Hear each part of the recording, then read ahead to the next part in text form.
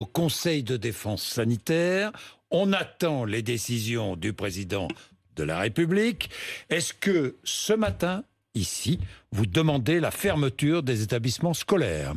D'abord, un mot quand même sur la méthode. Je ne sais encore rien et personne ne sait grand-chose. Et c'est un conseil de défense sanitaire qui va décider. Et la France entière est dans l'attente. Je pense qu'en termes de méthode, on pourrait être un peu plus moderne, un peu plus efficace et jouer un peu plus la transparence. Je pense que les écoles doivent être fermées parce que c'est une désorganisation très grande aujourd'hui. Par exemple, sur Paris, on a environ 20 000 élèves, tout confondus, qui ne sont pas en classe, soit parce qu'ils sont malades, soit parce que les classes sont fermées. 850 classes fermées aujourd'hui, ce matin.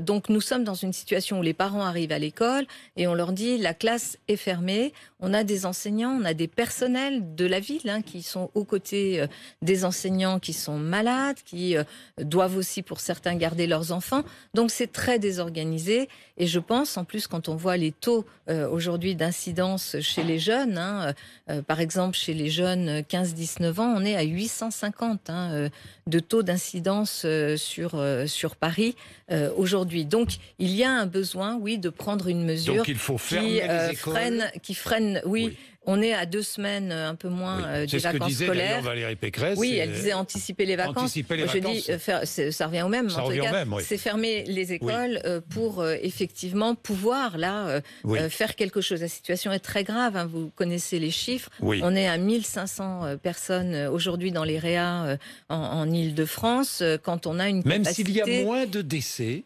moins de morts que lors de la première vague de l'épidémie. On regardera, mais en tous les cas, aujourd'hui, quand vous êtes à 1500 personnes en réanimation à l'hôpital, alors que la capacité maximale, elle est de 1000 dans les réa en Île-de-France, vous voyez bien on est à peu près au niveau d'ailleurs de la vague de novembre sur cet aspect des choses. Fermeture des écoles, ça veut dire quoi? Ça veut dire que les enfants vont rester à la maison. Ça veut dire quoi? Ça veut dire que les parents n'iront pas travailler, ou moins travailler, quand ils le pourront, parce que ça va poser des problèmes énormes à Anne Hidalgo. Alors que faire parallèlement? Quelles mesures parallèlement faut-il faire appliquer? D'abord sur le télétravail pour ceux qui peuvent télétravailler, parce qu'on n'est pas encore, je dirais, au maximum de ce qu'on peut faire. C'est souvent évoqué dans les recommandations, y compris du corps médical. Donc il faut aller beaucoup plus loin sur le télétravail. Et puis évidemment, ça va être encore un coup très très dur pour l'économie, pour beaucoup de personnes. Mais je pense, c'est là où on manque d'information, où la transparence permettrait non pas d'infantiliser les Français, mais d'en faire aussi des acteurs.